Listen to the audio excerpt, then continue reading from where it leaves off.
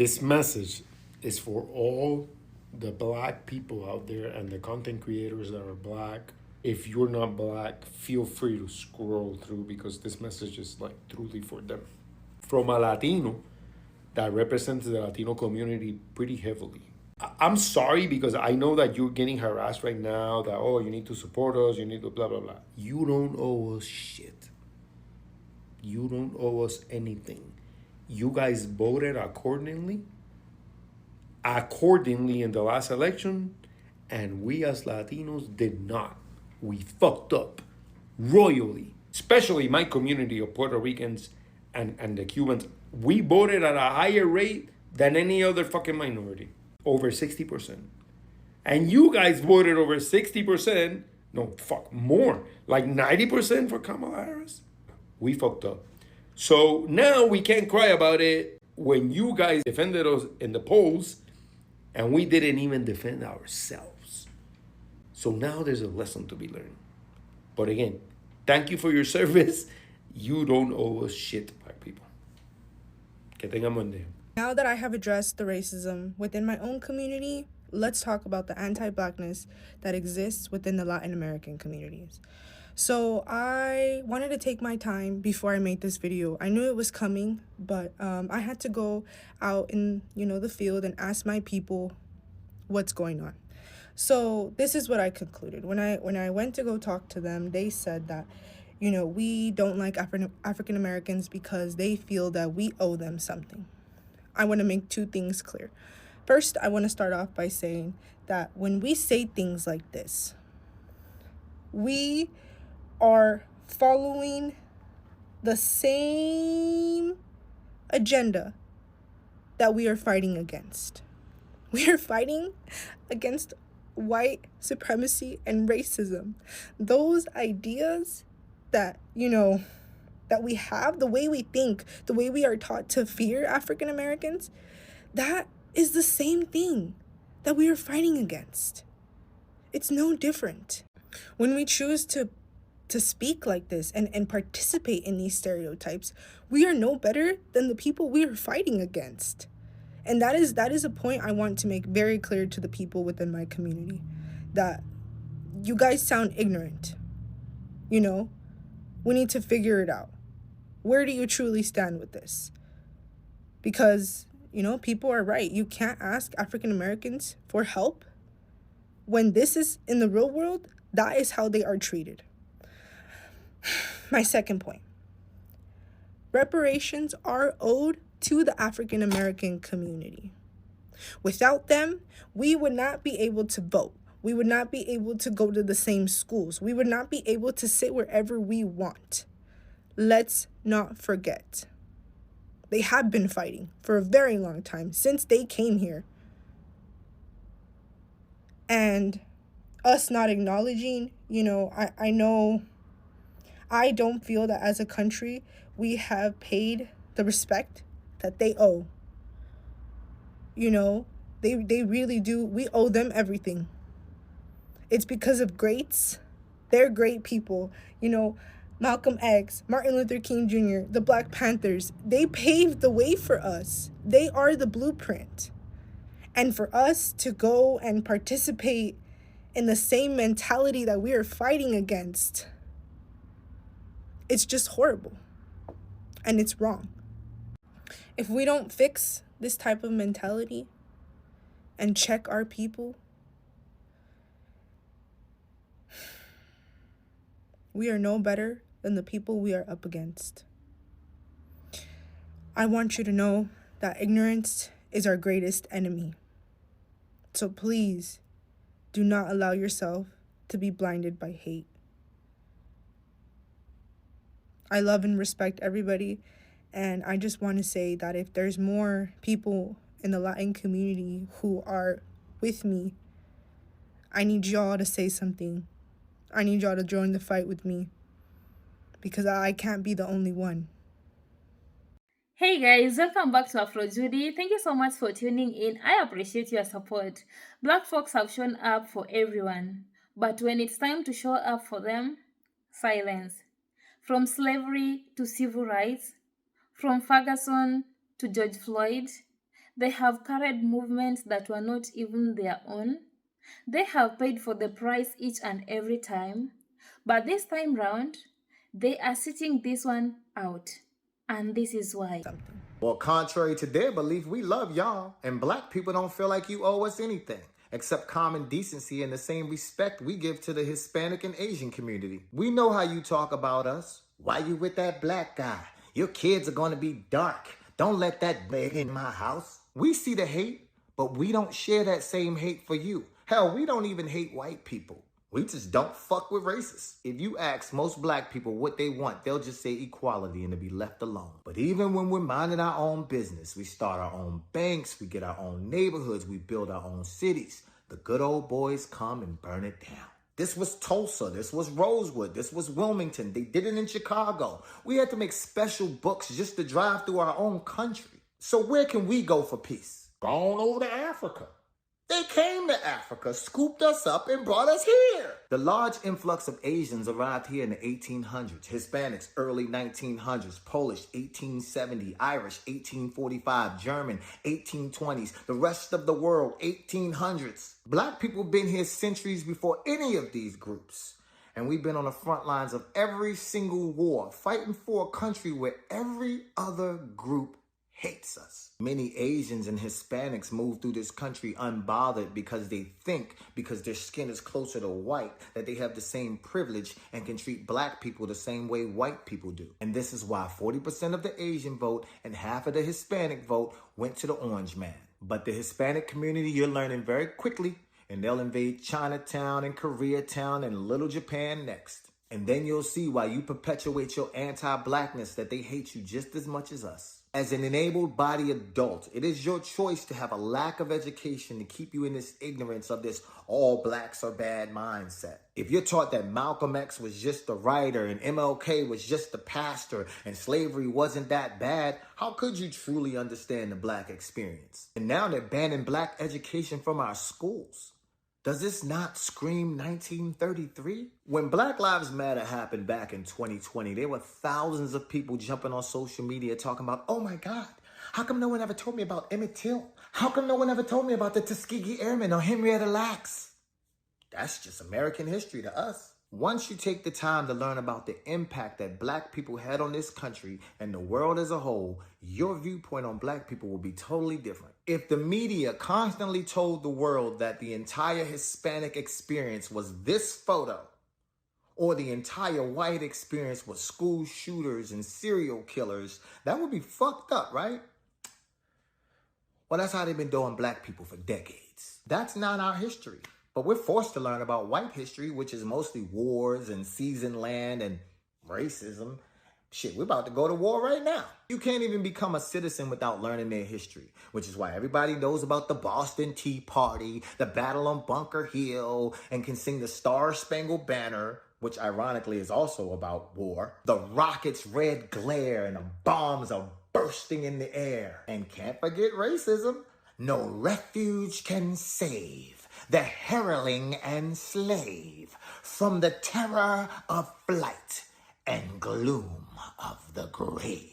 Like, damn, they even killed us in the anthem and then gaslight us and call us unpatriotic if we don't want to sing it. So yes, we would love the respect of white folks who've been treating us like shit for over 400 years. We would love respect from all other people of color who wasn't dragged here but came here as immigrants at their own free will. Because when you, my fellow Asians, Hispanics, Middle Easterns, Africans, Pacific Islanders, Caribbeans, when you arrived to this cookout, your plate was already made. Black people already fought for your civil rights. We already fought for fair housing.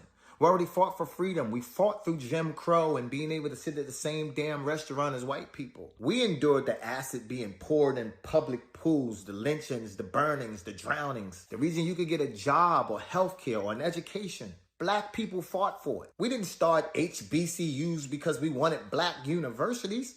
They were started because we couldn't get into white universities. And we don't complain when many of your people sit on the sidelines comfortable and quiet. But it is fucked up when you say, why they always protesting and boycotting? All the while, these boycotts are benefiting you too. And now you're realizing it when we sit down and shut the fuck up. It ain't easy when you have to go boots to the ground, is it? Facing a sea of Racist cops and ICE officials with shields and guns just itching to use them. Being thrown to the ground and watching your loved ones get round up like animals. It ain't easy seeing your people unjustly thrown in detention centers and your family torn apart. Snatching up babysitters and farmers with no due process. And you're lucky it ain't the 60s because they had dogs, ropes, and fire hydrants for us. It ain't easy feeling helpless because the country you love, the country that your people helped build and bled for, hates you. Coming home as a decorated veteran and you have to eat outside or they spit in your food. It ain't easy knowing that you're excluded from the all. When America screams with liberty and justice for all. Well, this has always been the Black experience.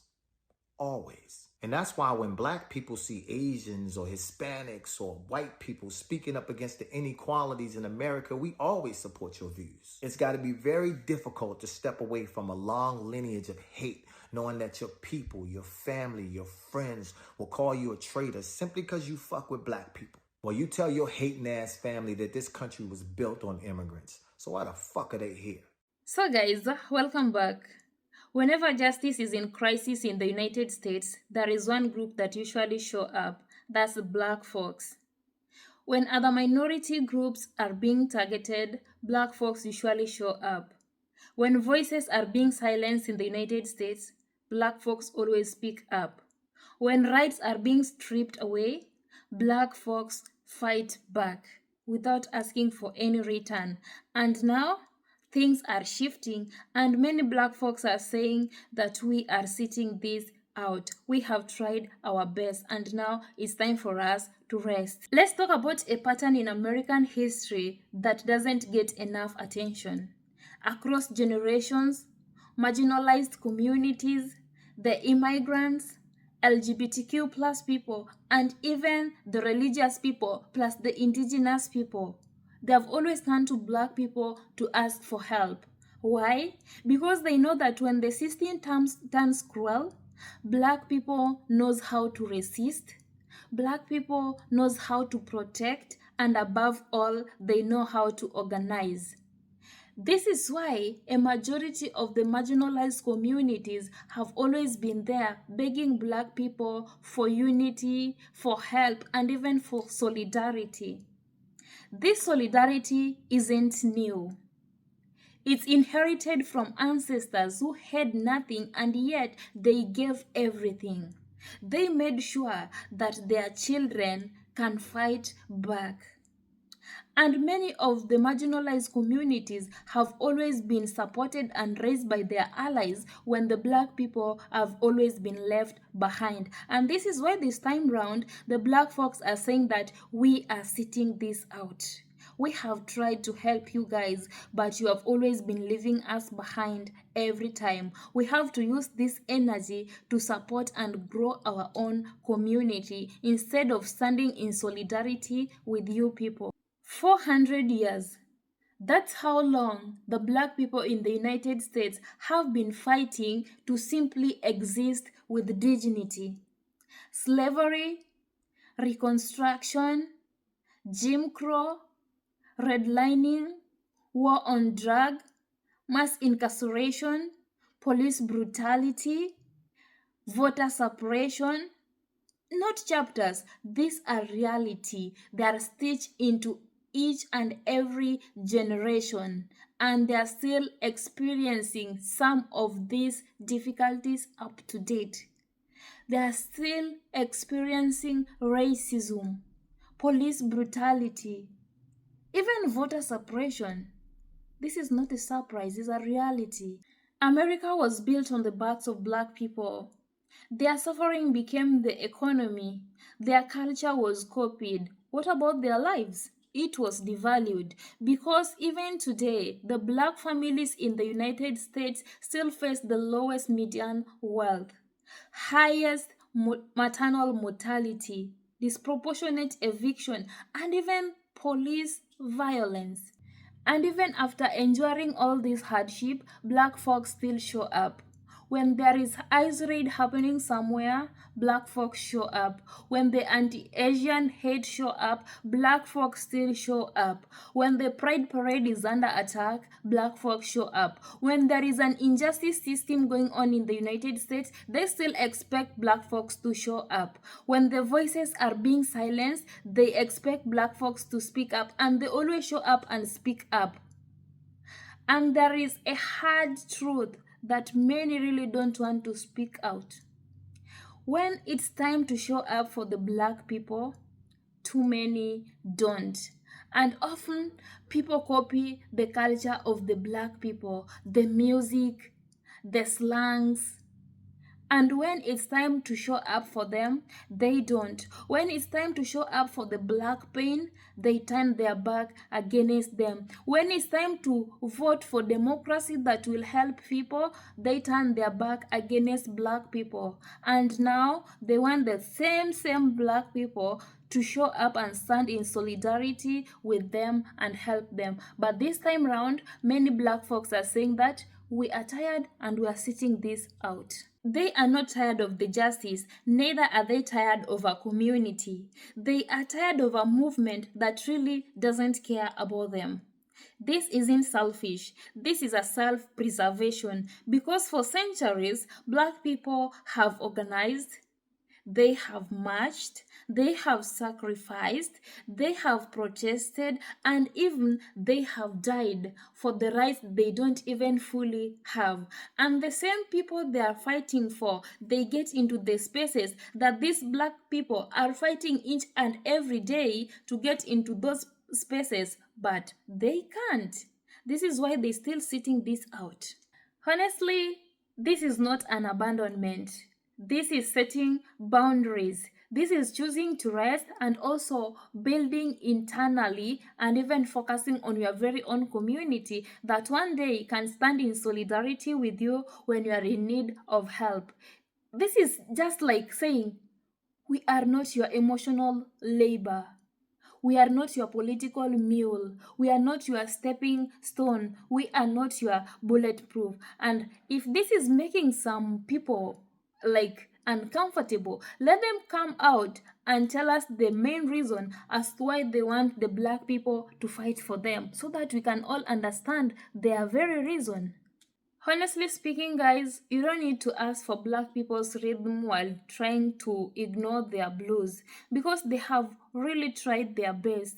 They have really tried to fight for the injustices and even peace. And now it's time for other minority groups to learn, to listen, and even to act. Because if you continue asking black folks to save you, these people are also trying to save themselves. Who will save them? So let me know your thoughts in the comment section about this, because some of the Latino community right now are calling out their own to stop asking black people for help, and yet they did it by themselves after being warned by the black people not to vote for that man. Let me know your thoughts in the comment section. Let's keep the conversation going and also learn from each other. I'm your host and presenter, Judy. Until next time, guys, see you on my next episode, and take good care of yourself.